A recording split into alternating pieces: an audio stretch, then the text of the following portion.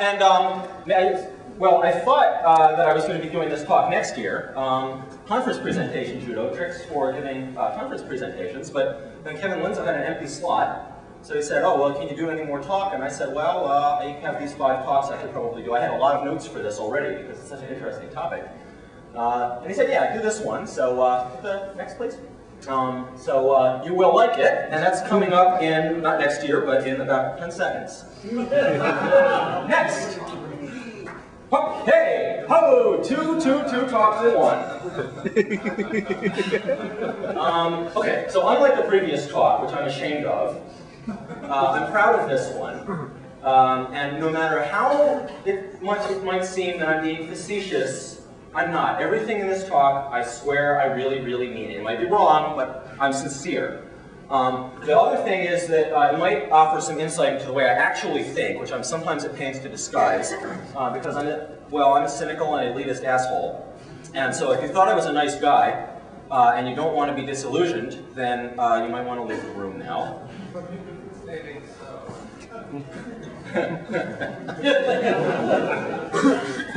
Where's that guy who's bunny trained the kid in the last talk?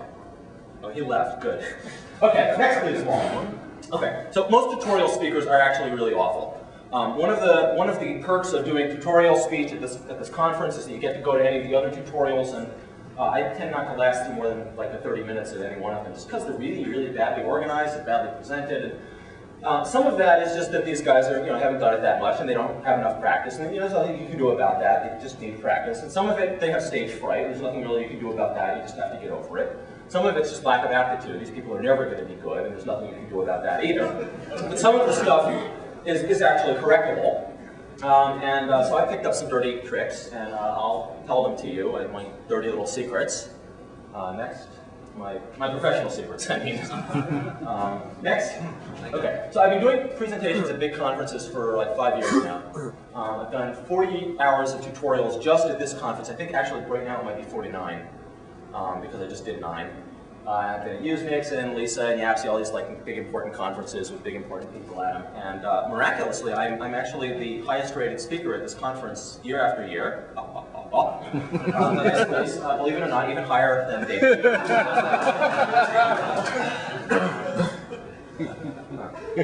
Next slide. Somebody visualized that picture. I wonder who. Okay, so I'm going to start really big with the biggest mistake that you can possibly make.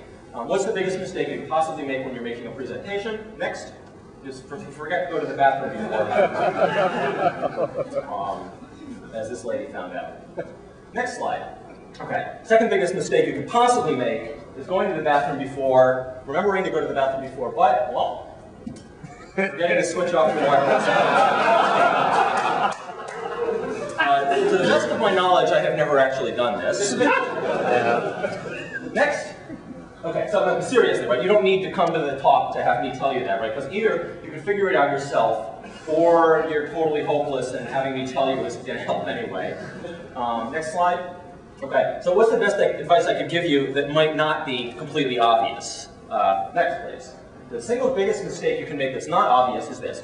Conference tutorials last 3.5 hours, which includes a half-hour break in the middle. And during the break, coffee and cake are served, right? Everybody's aware of this? Good. All right. The worst mistake you can make, next please, is to let the class out for the break, either early or late. Because if you let them out early, the hotel staff will not yet have finished setting up the coffee service.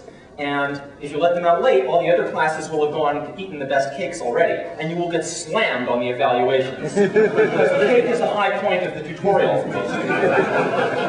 And if you screw up the cake schedule, people will hate you. So you've got to let them out right on time. And if that means having like somebody stationed out in the hall with like a walkie-talkie, so okay, the cakes are on site. That's what you should do. Now, I did this talk at YAPC. And this year, I was like on the cake schedule within 15 seconds, and I discovered that everybody else had gotten wind of this and let their classes out 2 minutes early, but late. And so I was the only one who was on time, and so I think I probably got slammed this year, so you can expect to see me up there next year wearing the glasses and the mustache, because you're all so evil.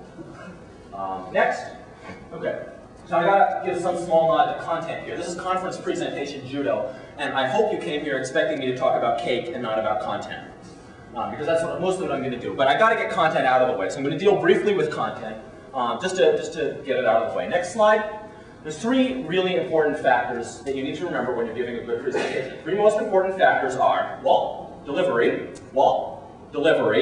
and delivery. And I'm not the only person to say this. Next. So content is like fourth rate at best. And why? Because people come to conferences on vacation, and that's why we don't have conferences in Fargo, North Dakota. We have them in like San Diego and Hawaii and places like that people want to go to. Sunny places. So since they're on vacation, your primary goal is to be entertaining. And what you want to do here is study Damien, because he's the master of entertaining. He's like the most entertaining speaker I've ever seen. So study Damien. He's great. Next. All right. So obviously, like if you can get more content into your talk, that's better. But if you have to choose between a lot of content and a lot of entertainment, you better go for the entertainment. Next. Because you have to give them an idea that they learned something. And they need a plausible story to tell to their boss after they get back, so they claim that they, weren't wasting the company's money. So there has to be some content, but you really want to prefer entertainment. So anyway, that's the disclaimer, that the content really isn't important, but yet the second biggest mistake after the cake is content related, and here it is. Well, please don't begin with a long general introduction. Okay, you've all been in tutorials, maybe most of you. Who's been in a tutorial? Okay, so you know what I mean here. This long general introduction. Right? Suppose you're in the Introduction to XML class. Next, please. Okay, and then you get some slide that looks like this, and they tell you, oh, XML is extensible, it's markup, it's language. Next. It's structured, it's internationalized, it's standardized. Let's go a little faster through these. I don't want to. Next. Okay, right, good. So, and then we'll have a couple of slides about XML's good points, a couple of slides about XML's drawbacks, what XML is what just happened there? That's okay. What XML is used for, and that's the section where they name drop all the big companies that use it. History of XML, overview of the standardization process, blah, blah, blah, blah, blah, right? And I swear to God, I'm not thinking of anybody in particular here. Really. Although, apparently when I gave this at YAPC, there's a gentleman up in the top half of the auditorium who turned pale on those last 5 slides, pulled out his laptop, brought up his XML, Introduction to XML presentation, and it was an exact match. I swear I wasn't thinking of him. Next. Okay, so all that crap is a waste of time, because nobody's going to be able to go back to their work and do their work better because they now know that XML is content directed, whatever the hell that means. People who don't know what XML is yet are either going to pick it up from the examples or they're doomed anyway. And probably if they don't, it means your examples were lousy. So what you really want to do, if you're ever giving one of these 3-hour tutorials, is get to the specific technical information absolutely as quickly as possible. Specifics, details. Next. 3-hour class is a terrible, terrible way to learn anything. I don't know why anybody does it, frankly. Damien explained it to me, but it went right in one ear and out the other. That wasn't actually a joke, sorry. Nobody can pay attention for 3 hours, and really nobody. I think some people interpreted this slide as like a sort of a slam against conference attendees, but really, I mean nobody. I certainly can't. 45 minutes is typical, maybe a standard deviation about 15 minutes, so between 30 and 60 minutes, and then they kind of zone out for a while. And that means that you should front load the class. You need to put the most important stuff in the first 45 minutes when almost everybody is still paying attention. If you have this long blah blah blah introduction, you squandered half of the most precious minutes of the talk. Everybody was paying, and you're going to put them to sleep anyway. So, next slide. So, all right. So, yeah. So, who's heard this advice? Who has heard this? Okay, almost everybody has heard this advice. Tell them what you're going to tell them, then tell them what you told them. Great. Next slide. Bullshit. You've only got 3 hours, and you can't squander 20 minutes at the front and at the back repeating yourself. Besides which, it's boring to hear the thing you just heard, that you be told the thing that you were just told and the thing that you were told that you were going to be told. Next. So here's my replacement for these pieces of advice. Number 1, get to the point as quickly as possible. Number 2, stay there. And number 3, don't repeat, embellish. Okay, you've got to say things more than once because otherwise people won't get them. But don't say the same thing twice. Have an example, then have a somewhat different example that adds a bunch of extra stuff. The people who didn't understand the first example get to see it over again. And people who did understand the first example will now get to ponder the differences, say, okay, well, this is different to that. They can compare, they can think about the stuff that you added. So embellish, don't repeat. Next, I think I got actually an example here. Yeah. So, okay, there's a missing illustration. That's a bummer. Let's scroll down just a little. Yeah, so this is actually the first slide. This is the introduction section, the entire introduction section from the tutorial I gave Tuesday morning on iterators. And it says, okay, what's the class about? It's about iterators, fundamental control structure like a loop. What problems does it solve? Once you use it, how do you build one? Examples. This list of examples is very carefully designed. Generating DNA sequences is there because everybody knows bioinformatics is really important. So clearly what I have to say is important. For people who haven't heard about the bioinformatics stuff, and they probably work in COBOL shops or something, database searches is there because absolutely everybody uses databases at one point or another. So clearly what I have to say is universal. Permutations is there to impress the academics and the math heads in the audience, and also people who are impressed by words they don't know the meanings of. So, one slide introduction is really all you should need. Let's scroll down. Is there anything else on there? No, good. Next, please. Okay. Oh yeah, there we go. There's the word. So the first example, detailed example, is on slide 2. Introduction on slide 1, example on slide 2.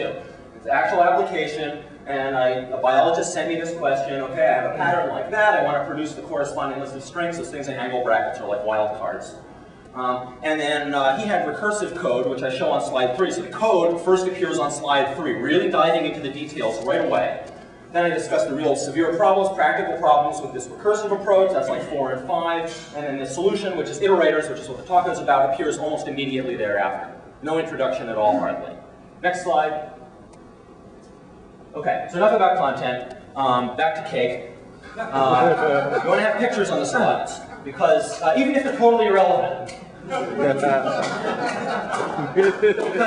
because they wake people up, and staring at a lot of text makes your eyes hurt, and it's like, ooh, pretty.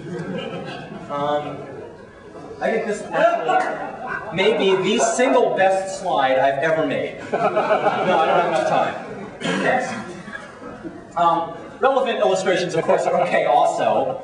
And metaphoric illustrations turn out to be pretty good. Even like diagrams. Diagrams are always helpful. Pictures are, in fact, worth 1,000 words in some cases.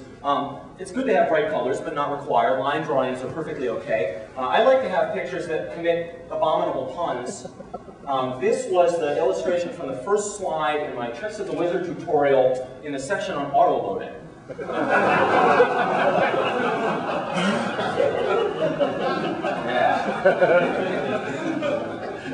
Next. So if you've got line drawings, this is really funny.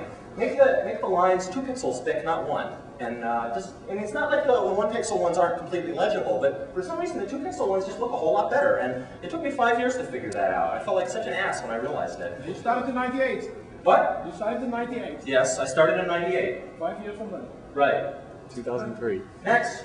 If you've got pictures of people, make sure they're facing the text, not facing away from the text. Because if people see, like there's a picture of someone, ooh, then that's what they're going to do. Oh, must be interesting. But if they see somebody ignoring the text, that's what they're going to do. So, and I was surprised, but I've been told actually that the magazine people know this also, and if they have a photograph of somebody, they will actually flip it over if that's what's necessary to make the person facing the gutter rather than the margin. So I didn't, well, I made this up, but it turns out somebody else made it up first. That's Amelia Earhart, by the way. Next, oh, sorry, back up. She's disappeared mysteriously in the 1920s while flying her airplane over regcomp.c. Never was seen again. Next slide. This is the most cynical, most manipulative trick I know. I'm incredibly ashamed of it. Next slide. Everybody loves a happy baby. We're wired to love happy babies, and my shame did not prevent me from using this 3 times at this year's YAPC. I found this picture by doing Google search for happy baby. And I got 30 thumbnails with pictures of the 30 happiest babies you have ever seen.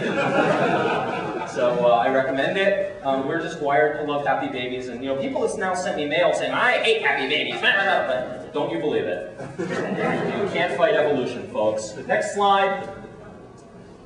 Most instructors go much too slowly. So that everybody in the class wants you to go a different speed, and so you can imagine this like bell curve. So, okay, these are the people who want you to go really slow, these few people want you to go really fast, most people are kind of in the middle, and if you're going in the middle, it's too slow. Well, for undergraduate classes, right, that's just right, because everybody has to pass the exam at the end, so you can't go too fast. But in a 3-hour class, you just don't have that much time, and you have to have a different strategy.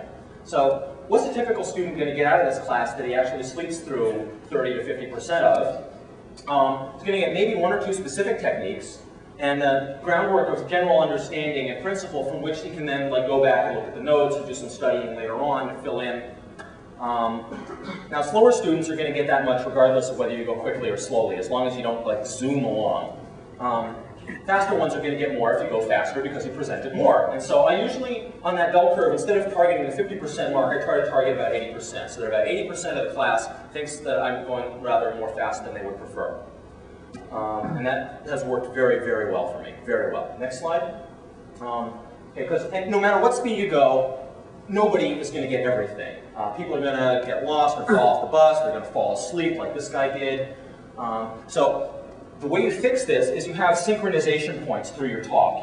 You divide the talk into chunks that are fairly independent of each other, and that way if somebody falls asleep halfway through chunk number 7, and then they wake up, you know, towards the end of it, like, okay, well, chunk number 8, they can start fresh, and they don't like feel boggled and confused. They can still get the rest of the talk, whatever they're awake for. And if you use that strategy, even if you go faster, the people who want you to go slower will end up learning more. Next. Okay, well, I wanted to have a gallery of like 7 conference attendees I have known, but then I tried to make the list. The only one I could come up with was the guy in the second row. There's this guy in the second row at like almost every talk. Well, you were sitting in my seat, so Sworn didn't have one, but I'm sorry. Anyway, he's the guy who thinks that he's there to have a conversation with you, even though there's 300 other people in the room. Oh, really? Oh.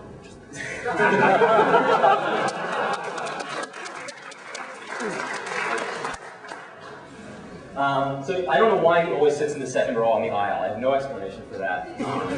So I was going originally to show a gallery of guys in the second row I have known, and I decided it would be better to show like one particular example who's like famous and incorrigible. Next slide. How did that happen? That's not where I wanted it to go. Can you back up one? Change the URL to 275. No, 275. 275. Oh boy. It's good that these things are so easy to use. No, that's not 275. 275. 5. Put it up 5. 275, Walt! 275! Yeah, there you go. Ah.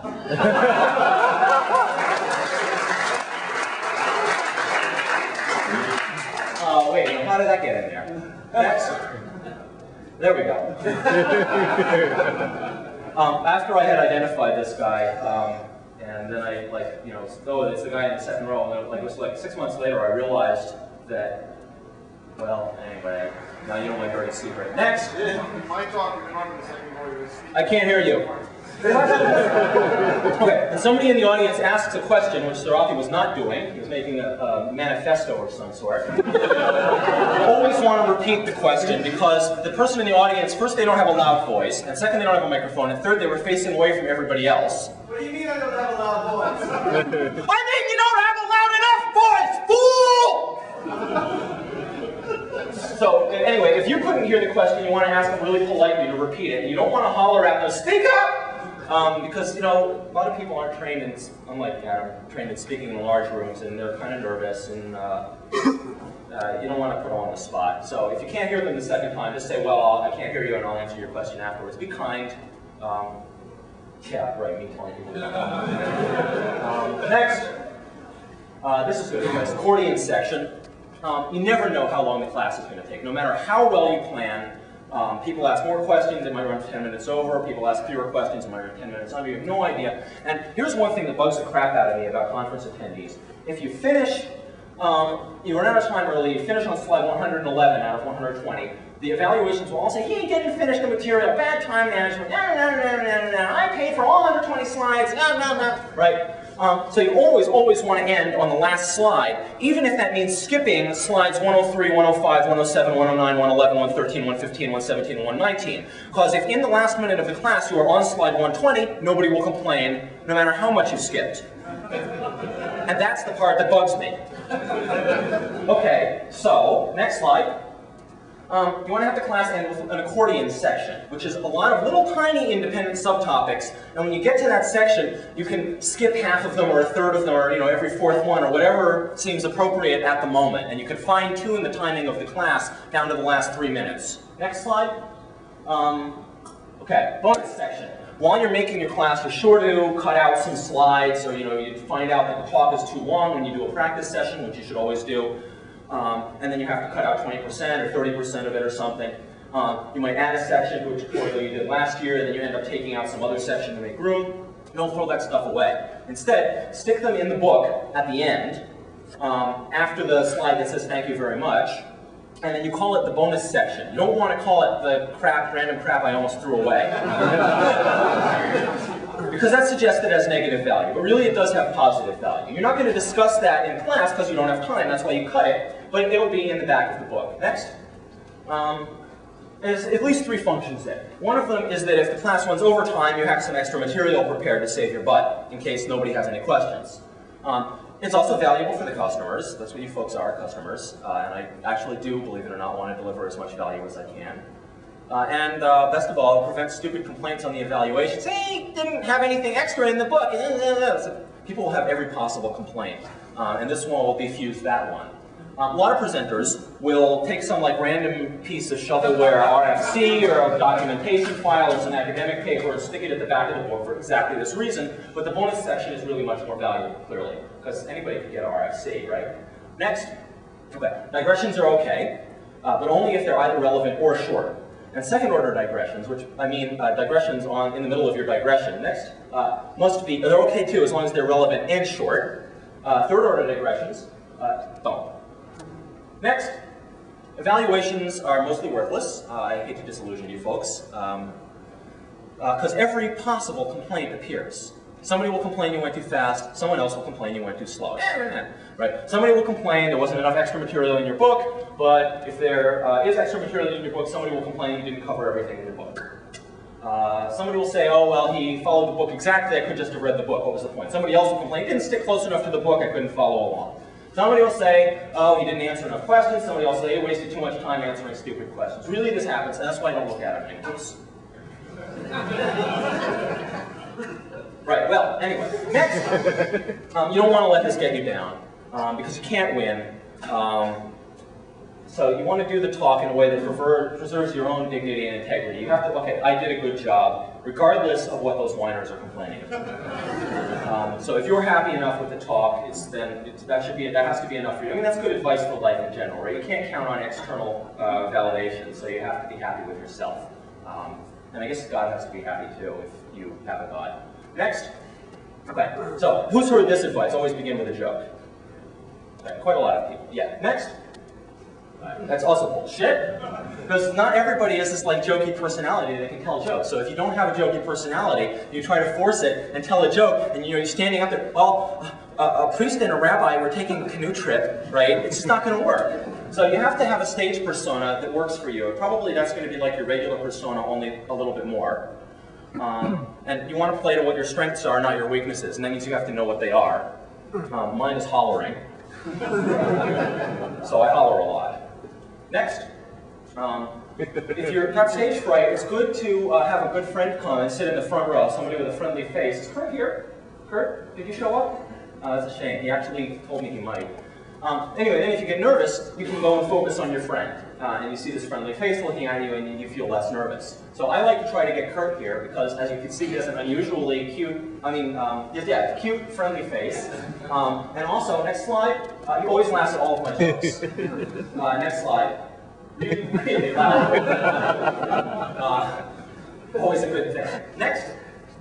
Okay, so if you don't have a friend in the audience, or your friend has a grumpy face, then you want to pick somebody you don't know who looks friendly and focus on them. Pretend they're your friend. Next slide. Sometimes nobody looks friendly, and that's why I started bringing this octopus with me.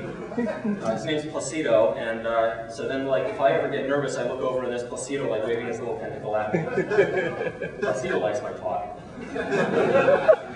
Isn't he cute? Next. Okay. You really, really want to take all the small change out of your front pockets before, because some speakers spend like 3 hours jingling their change in their pocket and they don't notice, and it drives everybody else in the audience up the wall. Next. You really don't want to tell the audience what a bunch of idiots they are. I tried that 1 year. Didn't work. But I found something that does work, which is, next slide please, Walt. Tell them what idiots some other audience are.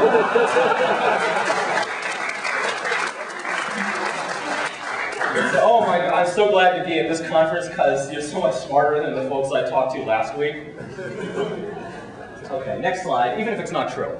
You really want to proofread very, very carefully. I mean, this may be obvious, but just the conference attendees, I don't know why, they're incredibly fussy about typographic errors, much more so than you would think. You know, it's like, oh, I paid $300 for this tutorial, I paid $1.25 for that comma, and by God, I'm going to get every single one of them. So, this is another reason why you want to get a practice version of the talk, aside from all the many, many other good reasons, which is that the test audiences, who have no right to complain, because they didn't pay anything, will probably spot most of any typos that you missed. Next. Oh, and you can stop in the middle and correct them, and then just go on, which you can't really do when you're being paid by the minute. Next. Okay, so this is the last slide, I think. This is the biggest single mistake I ever made. I don't think I've ever even screwed up the cake schedule as much as this. My first conference was, I think, TPC2. I was doing a 6-hour security tutorial. And I thought, oh, well, I've never done this before, but security is very serious. And so people are going to want to know that I'm serious. Next. So a suit will reassure people, especially the corporate types in the audience. And there is a picture of me. And oh my God, I was so blasted on the evaluations. People were incredibly offended by this. How does he mean by, how dare he come and wear this suit when he comes to talk to us? You wouldn't think the conference attendees would criticize your clothes on the evaluations. That was my first harsh lesson about the evaluation. So don't do that. Wear something you're comfortable in. Is there anything else on this slide? No. Let's go to the next one now. So thanks. I really hope that you liked that, but I swear I meant every word, and I really think it's all good advice. This is on my website with some elaborations also, and thank you very much for attending.